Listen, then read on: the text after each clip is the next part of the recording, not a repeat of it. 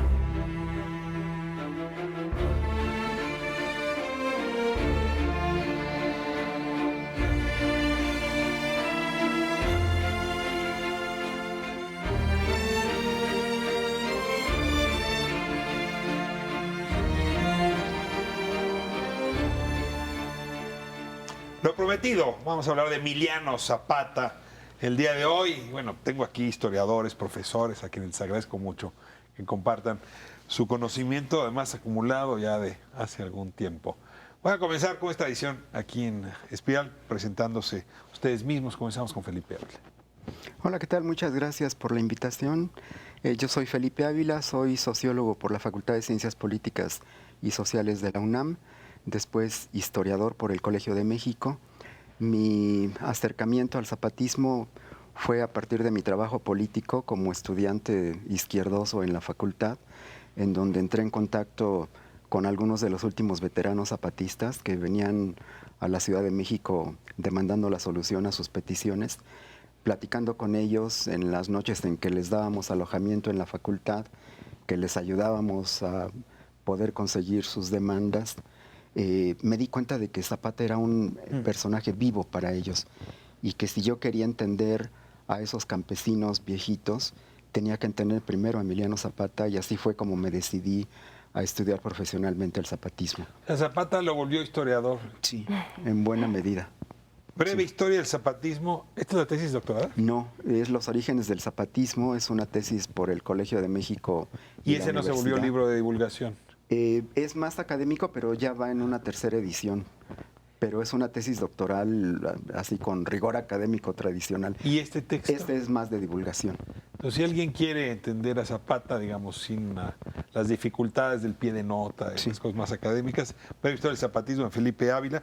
También tenemos Zapata, la lucha por la tierra, la justicia y la libertad, que esto es más bien las causas. Esa es la biografía de Zapata. La biografía. Y Breve historia de la Revolución Mexicana con Pedro Salmerón, donde no solamente Zapata, pero Zapata juega toda la revolución. En concierto. Muchísimas gracias por estar con nosotros. Y ahora le doy la bienvenida a Pedro Fernández. Pedro, bienvenido. Muchas gracias. Pues mira, yo me acerqué un poco a la historia de Zapata. Es que, bueno, los que no me conocen, pues soy @don Porfirio Díaz en Twitter y escribí una novela sobre la vida de Porfirio Díaz. Y no puedes acercarte al porfiriato sin ver el otro lado de la moneda, ver la parte oscura, ver los excesos del régimen. Y yo quería hacer una contraparte de esa novela que fue muy exitosa. Y entonces, en lugar de irme a Madero, me fui realmente a la gente del pueblo. Entonces, escribí la novela de Morir de pie, que acaba de salir, investigando aquí el compañero Felipe Ávila, Pedro Salmerón, a Womack. Y pues traté de dramatizar, traté de dramatizar pues la vida de Emiliano Zapata, y aquí está el resultado. ¿Cómo dramatizas? ¿Cómo no haces novela sin traicionar la historia? ¿Se puede? ¿O te permiten licencias que luego los historiadores te reclaman? Sí, evidentemente, pero al final pues yo tengo que contar una historia y tengo que seguir unas reglas de narrativa que no siempre son las reglas de la vida real. Entonces yo tengo que hacer que el personaje sienta y piense cosas que no sabemos si pasaron, pero que son ricas para una historia de ficción. Pues muchísimas gracias por estar acá, Pedro. Y bueno, es un honor. Muchísimas gracias. Las mujeres primero, debí haberte presentado. Para nada, estamos perfectos. ¿Cómo estás? Isabel, Hola, bienvenida. muchas gracias. Te toca presentarte. Gracias, soy Isabel Revuelta, yo soy internacionalista, especialista en historia, tengo una maestría en historia. ¿Por qué el cambio? Porque justamente estudiando relaciones internacionales sucede el zapatismo del Ejército de Liberación Zapatista, el EZLN, yo era una jovencita.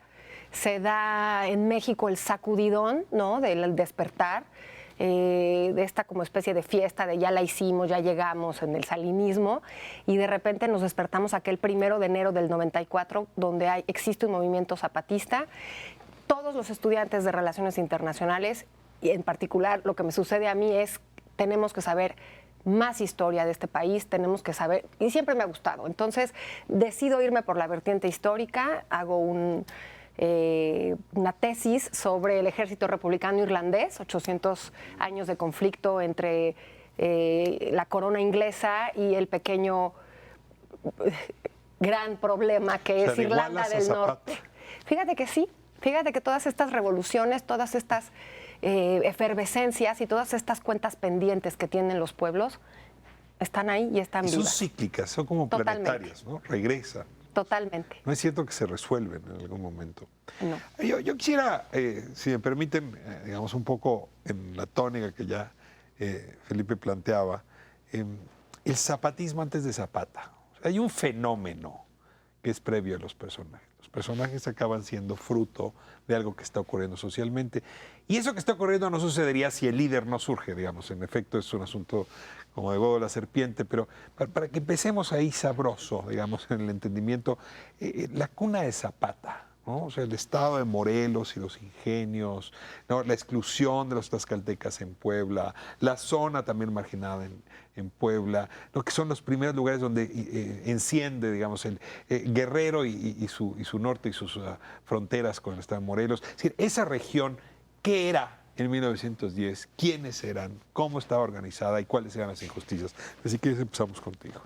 Bueno, yo creo que si algún personaje es representativo de una historia que lo trasciende y que él representa quizá mejor que algún otro personaje, es sin duda la historia de Emiliano Zapata y Ananecuilco. Ananecuilco, el pueblo de Zapata, es un pueblo originario, tributario de los aztecas, de origen nahua, que cuando viene la invasión y la conquista española es sometido a las encomiendas. Es un pueblo que lucha por sobrevivir, por mantener su tierra, que es reconocido como pueblo originario por la corona española y que sin embargo sufre el embate y la ambición de las haciendas que lo comienzan a rodear y asfixiar desde el siglo XVI. El primer documento colonial de Ananecuilco defendiendo sus tierras es un litigio contra el marquesado del Valle de Oaxaca, de los herederos de Hernán Cortés que querían arrebatarle sus tierras, y ellos reivindican y enarbolan los títulos que les reconoció la corona española, y desde entonces es una historia de 350 años de lucha y de resistencia por sobrevivir. Es una historia que trasciende toda la etapa colonial, que dura durante el siglo XIX y que en 1910 es un pueblo que tiene casi 400 años luchando por sobrevivir y defender sus tierras. Zapata encarna esa resistencia, la representa, la canaliza. De hecho, Emiliano Zapata es nombrado por los ancianos de su pueblo el presidente del Consejo de Defensa de las Tierras de Ananecuilco y le entregan en custodia los títulos virreinales que él jura defender con su vida.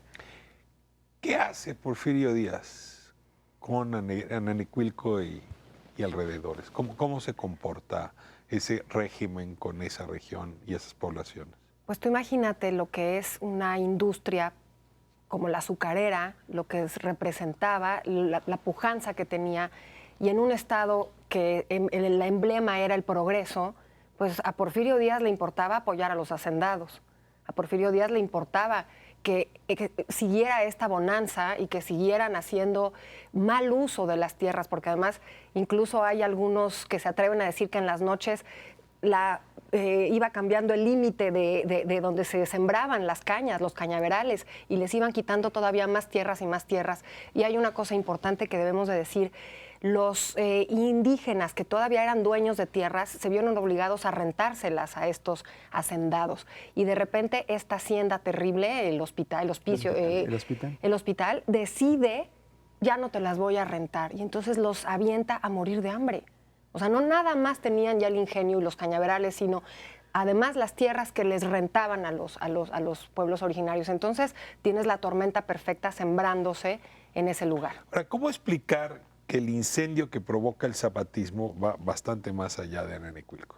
Es decir, si te ha propuesto hace un momento Puebla, porque bueno, quien va, no quien la toma, pero quien va y la rodea y levanta incluso las poblaciones tlaxcaltecas es Zapata. Claro, está claro que por atrás, hacia Cuautla, en realidad la geografía es la misma, pero me interesaría saber por qué el fenómeno social impacta a una población más allá que el lugar donde nació Zapata.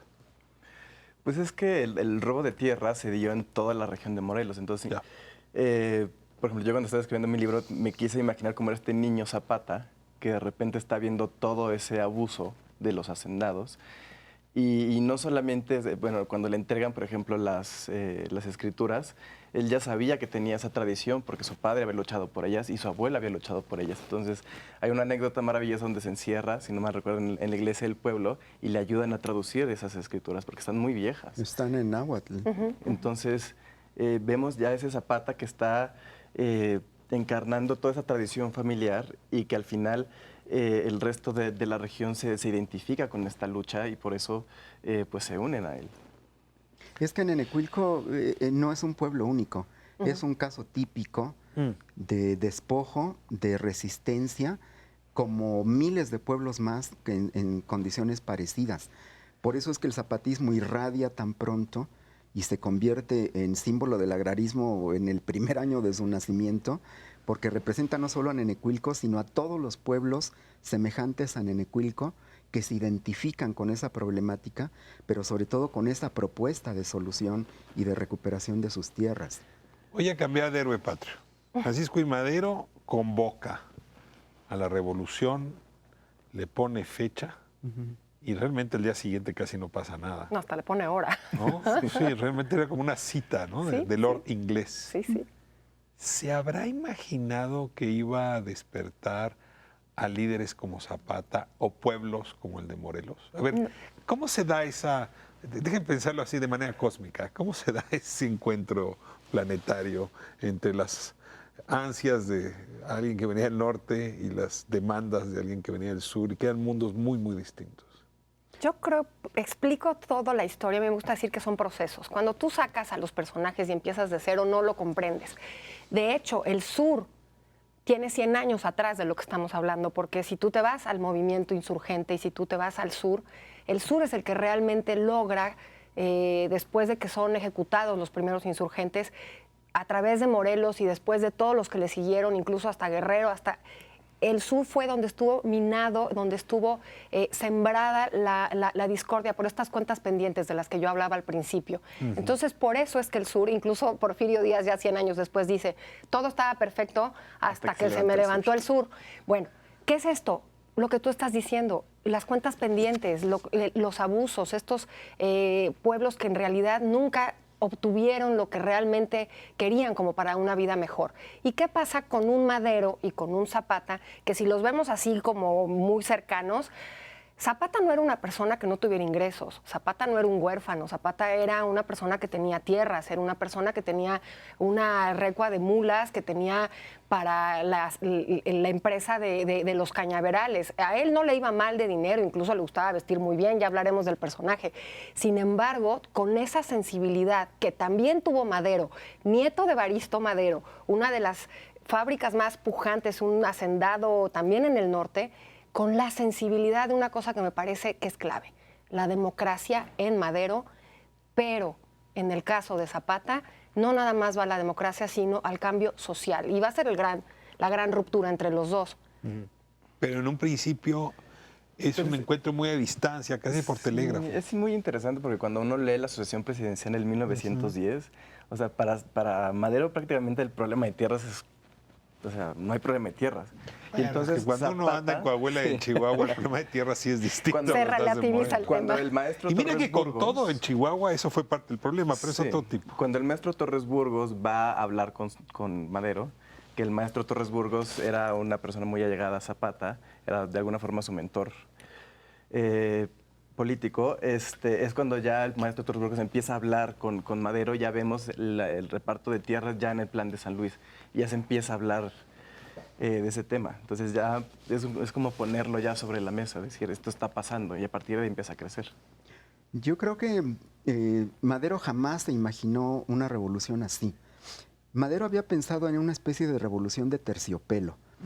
Él creía que todo su movimiento electoral, que había sido muy exitoso, con clubes políticos en todas las ciudades importantes de la República, con una organización electoral muy efectiva, con una conciencia ciudadana movilizándose a lo largo y ancho del país, pensaba que ese movimiento electoral se iba a convertir en un movimiento insurreccional.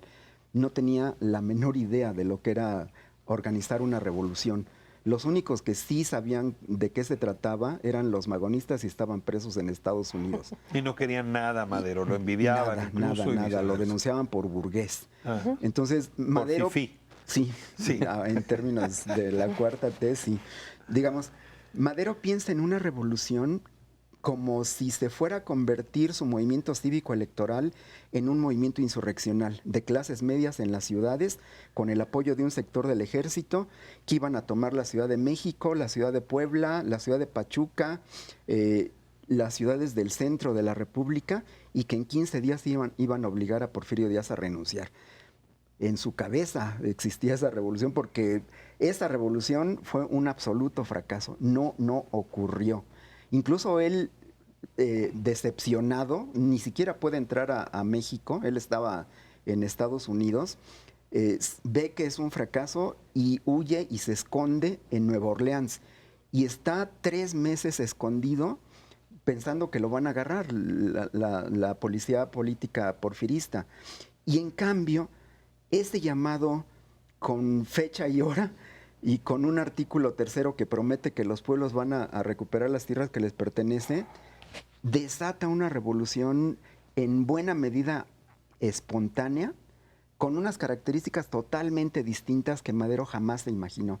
Entonces, en vez de esta revolución de terciopelo, de clases medias urbanas, con el apoyo del ejército porfirista, ocurre una insurrección rural de sectores que Madero no entendía y que luego empezó a tener problemas con ellos. Ahora, el otro territorio que también estaba hirviendo, un poco por el despotismo de Terrazas y de Krill, ¿no? Y por los manejos en la Bavícora, y, en fin, Chihuahua sí. fundamentalmente, es lo que luego sería el villismo, que en realidad Villa entra después como líder. A ver, ahora ayúdenme a entender qué estaba pasando en ese otro México y en qué se parece o en qué se conecta y por qué este artículo 3º podría ser también relevante para esa región. El tema de la tierra. Están pidiendo, y creo que tienen razón, que para que se explayen a gusto, vayamos a corte. Y regresamos a hablar de Ok, Chihuahua ok, yo ya me iba y a el aventar. villismo. Muy bien. Prohibido decir nada en el corte. Congélense ahí. Vamos y venimos. Nos vemos.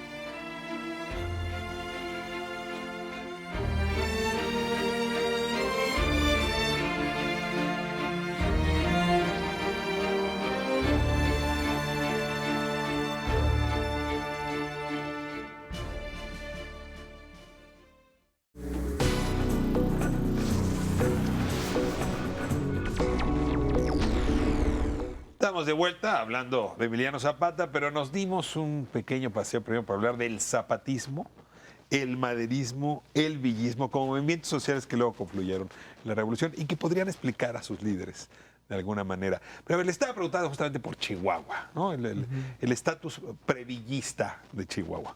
El estatus previllista, bueno, regresemos un poco a la historia. Yo me voy a ir incluso a la época de la Reforma. cuando realmente en la escuela te enseñan que la reforma iba completa y absolutamente en contra de la iglesia y que le quitó las propiedades y todas las tierras y demás, me parece que está escrito, pero no se logra, no se lleva, y muchísimo menos en estos vastísimos territorios que están en el norte del país. Entonces, una institución muy fuerte que no debemos olvidar es justamente la Iglesia Católica. Incluso ya después de la Revolución, la Guerra Cristera es una muestra, es un botón de lo fuerte que ha estado siempre esta institución en México y en cierta medida en contra, digamos, de todos estos movimientos sociales. ¿Qué pasa en el norte? Que tienes todas estas tierras que bien ya no eran de la iglesia, pero sí eran de estos grandes latifundistas, que la iglesia estaba muy contenta que eso sucediera. La reforma, aunque el artículo estuvo establecido ya para la Constitución de 1917 con Carranza, porque ese es el tercer elemento que viene a ser toda la virulencia de la revolución, villistas, carrancistas y los zapatistas en el sur. Entonces, que luego dicen que por ahí tiembla, por eso en la Ciudad de México, porque están todos enterrados en el Monumento a la Revolución. Me encanta esa leyenda. Pero bueno, todo esto que sucede con la tierra, tú tienes un estado de Chihuahua para unos poquitísimos, tan pocos que era un crimen, era incluso criminal. Villa entra tarde a la Revolución, Álvaro Obregón entra tarde a la Revolución, pero fíjate, son los que van a definir justamente, años después, el que se entreguen y que se haga finalmente el famoso reparto de tierras. Y una cosa que a mí me gusta decir de Madero, que hay que entenderlo, es toda esta cosa espiritista que él tenía. Uno piensa que era un hombre muy tibio, que era un hombre muy ingenuo. Es que él tenía verdaderamente una filosofía de vida muy distinta, no la entendemos ahora, que es el famoso espiritismo. No quería derramamientos de sangre, de veras pensó que una revolución democrática y una revolución en papel iba a lograr que se repartiera. Toda su familia lo odia, lo desheredan, no lo quieren nada, porque les quería quitar todas las propiedades, porque justamente era ese México beneficiado muy poquitos. Me descuadró un poco con la concepción de las cosas cuando decían o cuando citaban a Díaz, advirtiendo que todo se descompuso en el sur. Pero Díaz deja la presidencia porque le tomaron Ciudad Juárez, no porque le tomaron a Nenecuilco. Es decir, sí el norte pesó para la salida de Díaz. ¿Cómo ligo esa frase de Porfirio Díaz con que su derrota se da en el norte, no en el sur? Es que fíjate que cuando Díaz decide renunciar, yo creo que lo hace porque ve que estratégicamente está derrotado, que esa insurrección masiva rural lo desbordó y que el Ejército Federal es absolutamente incapaz de someterlo. Y con la toma de Ciudad Juárez hay una movilización del ejército estadounidense a lo largo de la frontera. Piensan que puede intervenir militarmente Estados Unidos, y con las protestas en la Ciudad de México y con el zapatismo tocando las goteras del sur del Distrito Federal, piensan que la cosa está completamente O sea, no perdida. solo es Ciudad Juárez, en realidad No es la solo. movilización en todo el país. En todo el país, porque cuando tú ves el mapa militar de la insurrección maderista, te das cuenta de que hay miles de enfrentamientos casi en todos los estados de la República, en 6 meses. El ejército porfirista no estaba preparado para combatir una insurrección de esa magnitud y de esa dispersión. Ahora, fue más fácil, casi espontáneo, ponerse de acuerdo para la insurrección conjunta y luego ponerse de acuerdo para ver qué se hacía al día siguiente de que se fue Díaz. Y ahí de pronto, ahora sí, las personalidades importan. Claro. Zapata, Madero, Villa tienen personalidades distintas. Ayúdenme un poco a caracterizar.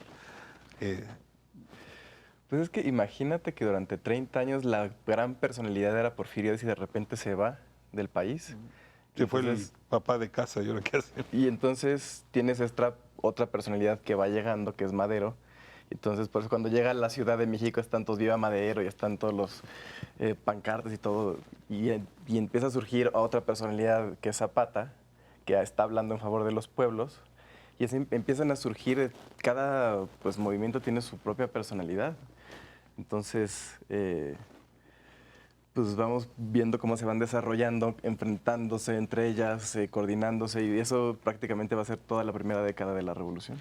Yo creo que, perdóname, es que yo creo que ha de haber sentido una grandísima decepción Zapata que luchó contra ese ejército federal y que cuando llega Madero le dice, échenme sus armas. Sí. ¿Por? Yo me pongo a pensar en esas coyunturas, porque finalmente ahí se le cae el ídolo a Zapata, se le viene abajo el maderismo. Dice, yo no puedo toda esta sangre que derramé decirles que se esperen un minuto, que vas a dejar que venga un presidente interino del régimen anterior y que tú no vas a asumir inmediatamente por ese clamor del pueblo, tanto del norte como del sur. Nos vamos a esperar a un interinato y me estás pidiendo que yo ponga las armas. Es completa, yo creo que para el 11 de noviembre de 1911, que ya asume Madero, está perdido su relación con Zapata. Voy a simplificar, pero es con ánimo de fijar la pregunta. La cultura del norte del país y la cultura del sur del país siempre han tenido dificultades para encontrarse, ¿no? Es que son dos países. No es lo mismo, son dos países. Son o sea, dos no es lo países. mismo el país de la encomienda al país justamente de los pioneros. No es lo mismo el país que vive cerca de Estados Unidos y su propia democracia que el país que vive cerca del sur. Es decir, sí tenemos un problema de origen y supongo que el encuentro entre esos dos personajes algo delata de esta crisis. Mira, México son muchos Méxicos y la Revolución Mexicana son muchas revoluciones. La revolución maderista es una revolución muy distinta a la revolución zapatista y es distinta también la constitucionalista y es distinta la sonorense sinaloense y es distinta la villista. Mira, el 8 de junio de 1911, Madero llega un día antes, por cierto, tiembla ese día y hay una enorme destrucción en la Ciudad de México, el día que llega Madero triunfalmente a la capital, y Zapata lo va a recibir y al siguiente día se entrevistan. Ahí, lo que decía Isabel, ocurre un desencuentro porque Zapata va a pedirle a Madero que cumpla con el plan de San Luis y que los pueblos recuperen sus tierras. Y Madero le dice que ese no es el problema prioritario, que tiene que esperar, que se va a estudiar, pero que por lo pronto se desarmen y se regresen a su casa. Entonces, está el diálogo porque sale publicado en el periódico, que es maravilloso. ¿Quién lo relató? Sale como en dos periódicos. Yo creo que lo vi o en El Imparcial o en Pero hay un secretario que lo está cronicando. los periodistas, Claro. porque están tomando nota. Mira, Ahí es un Otilio diálogo público. es un diálogo Sí, sí. público. Pero Es- después Otilio Montaño lo retoma.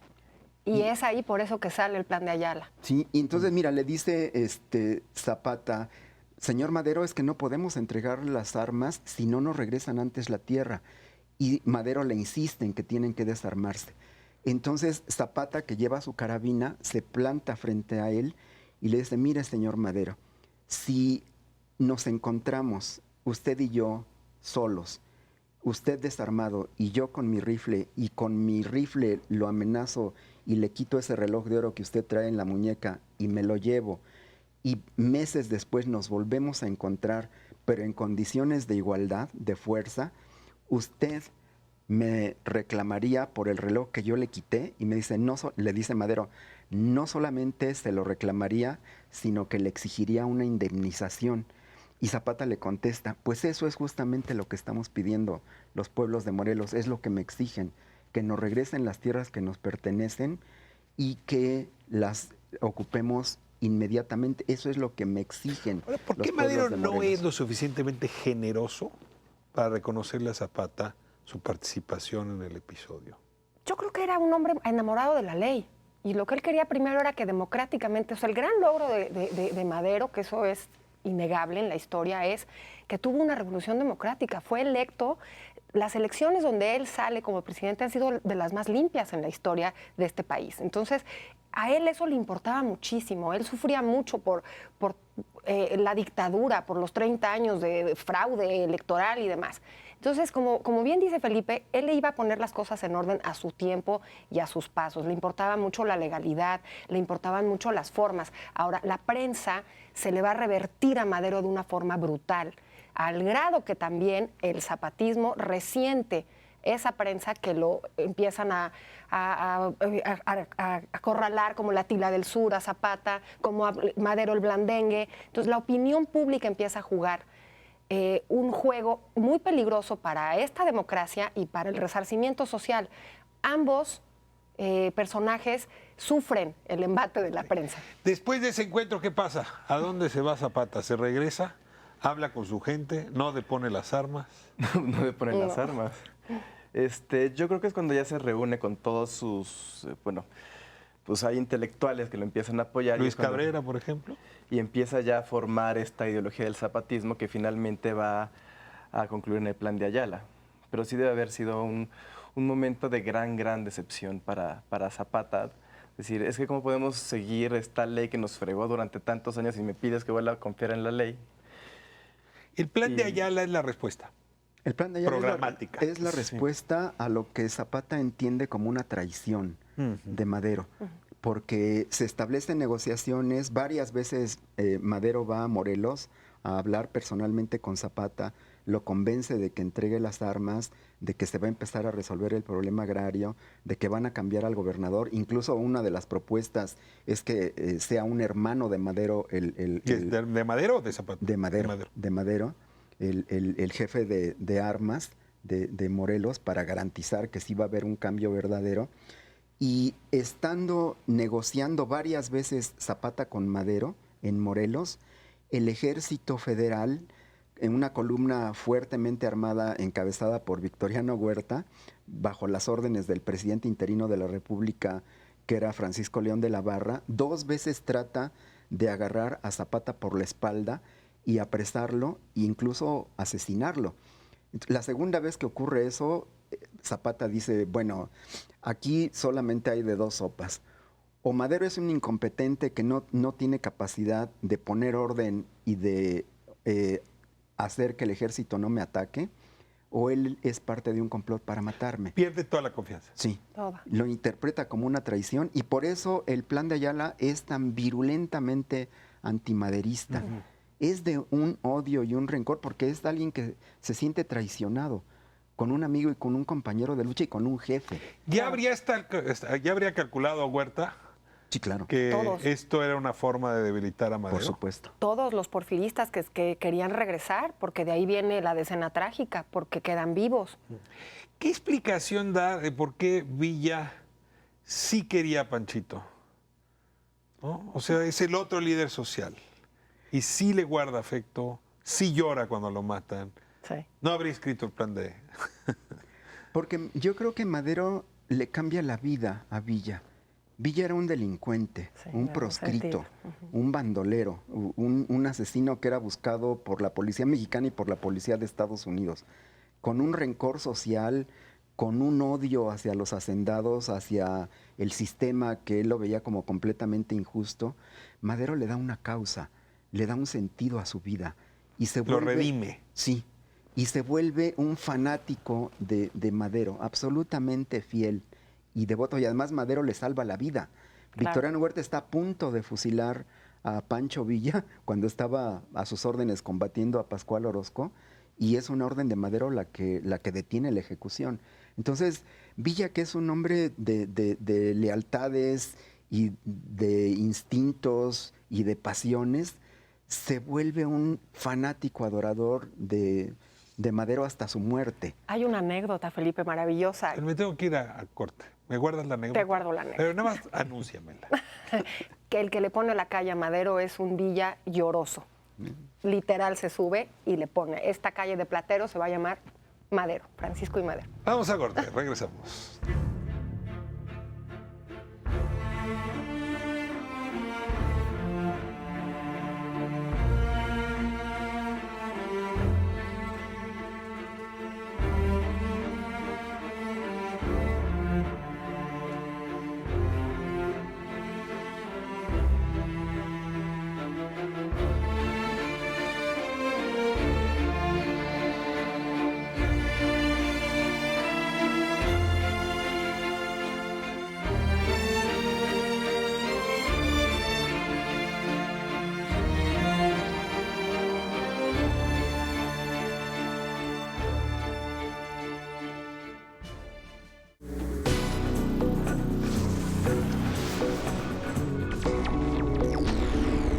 Estamos de vuelta en Espiral hablando de Emiliano Zapata. Viene la muerte de Madero. Y entonces sí se desatan todos los fantasmas, todos los demonios juntos al mismo tiempo. ¿Qué posición asume Zapata cuando había sido antimaderista, cuando el mártir empieza a encabezar de nuevo la revolución, pero ahora desde su espíritu, para usar tu lenguaje? ¿Cómo se define ahí Zapata? No, pues imagínate, desconoce a Huerta. O sea, Huerta es la persona que lo estuvo golpeando durante todos los primeros meses de la revolución, y de repente este hombre que lo estuvo golpeando tan duramente, porque además Huerta era, o sea, llegaba e incendiaba pueblos. Entonces, ¿se habrá arrepentido de haberle perdido confianza? Mira, yo creo que algo que es poco conocido, cuando estalla la escena trágica, que este primer movimiento es derrotado, cuando matan a Bernardo Reyes enfrente de Palacio Nacional y que Félix Díaz se tiene que refugiar en la fortaleza de la Ciudadela. Madero, que se siente solo, rodeado de militares en los que no confía y que lo desprecian, lo detestan. Al único general en el que confiaba estaba en Morelos, encabezando la lucha contra Zapata, que era Felipe Ángeles. Y Madero, de manera temeraria, se desplaza en automóvil a territorio enemigo y se va a Cuernavaca a reunirse con Felipe Ángeles y se regresa con él y con toda su columna para que le ayude a acabar con los que están en la Ciudadela. Zapata sabe que va a Madero y que regresa a Madero, y en un acto de nobleza no lo ataca, porque se da cuenta de que Huerta es peor. Claro, era el enemigo común, pero un gran error aquí de Madero. Hiciste la osadía de ir por Felipe Ángeles y lo pones debajo de Victoriano Huerta. No sustituye a Victoriano Huerta. Es que fíjate que no podía. Claro, porque para él la ley era muy... No, pero claro, además el ejército no lo dejaba porque había jerarquías. Y incluso Felipe Ángeles apenas había sido nombrado general, pero todavía no lo ratificaba el Senado. Entonces, tú sabes que el ejército es una institución jerárquica, no, y más. Y vertical, y Huerta era mucho más alto en términos de la jerarquía militar que lo que podía de lo que podía hacer Felipe Ángeles. No puedes tú poner a un subordinado debajo de pero alguien inferior. Eran tiempos extremos, los hubieras en la historia no existen. Me veo obligado en este tercer segmento, que es el último, a ver, hacer algunas preguntas como del presente en relación al pasado. Por ejemplo, ¿por qué Emiliano Zapata no es uno de los líderes de la historia de México más frecuentado, más citado por el presidente López Obrador? Prefiere a Cárdenas, prefiere a Madero, ¿no? Desde luego prefiere a Juárez, ¿no? Además ahí la circunstancia del apego a la ley está cerca, en lugar de alabar a Villa o a Zapata. ¿Qué explicación tiene? No, digo, está Zapata en los símbolos, ¿no? Pero en realidad no está entre sus afectos. Como por ejemplo sí estaba en el caso de Carlos Salinas de Gortari, me acuerdo que era... Sin duda, de hecho, el presidente Salinas de Gortari tiene un hijo al cual le llama Emiliano, por una profunda y gran admiración por el zapatismo, y resulta paradójico que le estalla el zapatismo de 1994 a ese presidente Carlos Salinas. O sea, Zapata interpela desde a Salinas hasta con su comandante Marcos. ¿Qué cosa? ¿Por qué no al presidente López Obrador? Mira, yo creo que el presidente López Obrador, que es alguien a quien le gusta mucho la historia y que conoce de la historia, tiene sus héroes preferidos. Él se refiere siempre como personajes emblemáticos a Hidalgo y a Morelos, a Juárez, a Madero, a Carranza y a Lázaro Cárdenas, y párale de contar. ¿Carranza también? Carranza tengo sí, menos registrados. Menos, pero sí mucho más que Zapata. Se siente más identificado. Yo creo que finalmente, pues la ideología... Pero viniendo él de Tabasco, siendo sur-sur, ¿no sería Zapata su héroe principal? Es que el Tabasco en el que se forma el presidente es el Tabasco garridista de Garrido Canaval. Totalmente, es otra revolución, Felipe, es otra completamente. Sí. De hecho, dicen que al sureste no llega la revolución, ¿no? La revolución que conocemos todos son fenómenos completamente diferentes, los que pasan en Tabasco, lo que pasa en Quintana Roo, lo que pasa en Yucatán. completamente distinto. De hecho, la gente siente hasta lejana la revolución. No sé si les ha pasado cuando vas a esos estados. Y el tema del garridismo es excepcional, porque además también tuvieron su utopía muy similar a la que tuvo el zapatismo en la época gloriosa de Zapata, que sí funcionó. 5 o 6 años vivieron una utopía. Ahora, tú decías hace un rato que a ti te trajo el EZLN a revisar a Zapata. El desencuentro entre Andrés Manuel López Obrador y el EZLN no tiene algo que ver con la necesidad de no poner a Zapata en el aparador. Sin duda yo creo que pesa. Hay un cálculo político también. Si yo Total. levanto a Zapata, estoy relevantando al... Absolutamente. ¿Sí? Yo vuelvo a las cuentas pendientes. Son heridas muy graves, son cuentas muy pendientes que tiene el Estado mexicano de cualquier sexenio. Siglo XX no nos alcanzó la revolución para cerrar esas heridas. Están todavía abiertas. Es una costra muy endeble. La exclusión que denuncia Zapata es una exclusión que seguimos todavía visitando Hoy y por hoy. reproduciendo. La muerte de Emiliano Zapata. Estamos cumpliendo 100 años de esa muerte. Ocurrió en abril, 13 de abril. 10. 10 de abril. ¿Cómo ocurrió? ¿Quién fue? ¿Qué pasó?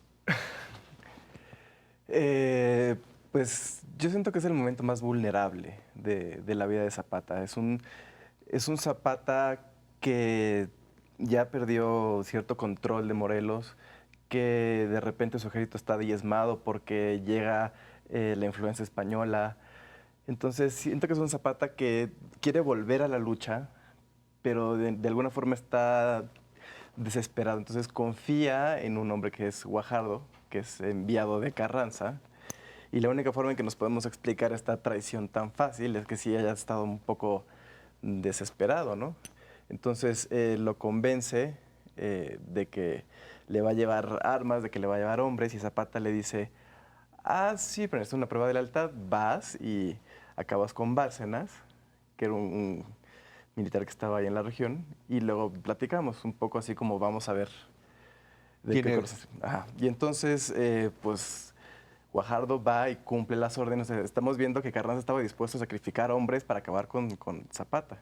Y entonces Zapata como que ya empieza a confiar un poco más en él, quedan de verse en Chinameca. Guajardo le regala el caballo que es el as de, El as de oros. el as de oros. Entra por, bueno, la imagen que tenemos, entra a la hacienda, el toque de clarín, que Zapata cree que es en su honor y en realidad es una forma en que los militares que están apostados en Azotea. el techo, Sí. en la azotea, pues disparan. ¿Por qué para Carranza era fundamental terminar con el liderazgo de Zapata? Mira, el zapatismo tiene 3 años resistiendo un cerco brutal, una ocupación que destroza a las comunidades. El zapatismo se enfrentó a 5 gobiernos nacionales. El último, que fue el de Carranza, fue todavía más devastador que el de Victoriano Huerta. Hubo mayor destrucción de pueblos y comunidades, deportaciones masivas, ejecuciones sumarias, campos de concentración. El zapatismo es un ejemplo de guerra genocida. Se dan cuenta de que acabar con Zapata tiene que ver con acabar con las comunidades Exterminarlo. y desarraigarlas, ¿no? Entonces es de una brutalidad como no sucede en ninguna otra región de la República durante la Revolución. Pero además fíjate que en 19 está ya el problema de la sucesión presidencial y a Carranza se le empieza a salir de las manos, porque él trata de bloquear la candidatura de Álvaro Obregón, que es la más fuerte, pero también Pablo González, que es el otro gran general y el más cercano a Venustiano Carranza, él empieza a hacer su juego. Y la iniciativa de acabar con Zapata es como una promesa que le hace Pablo González a Carranza de que yo ya voy a acabar con él. Y González cree que con eso va a fortalecer su candidatura presidencial y va a distanciarse, a ganarle un poco de terreno a Álvaro Obregón.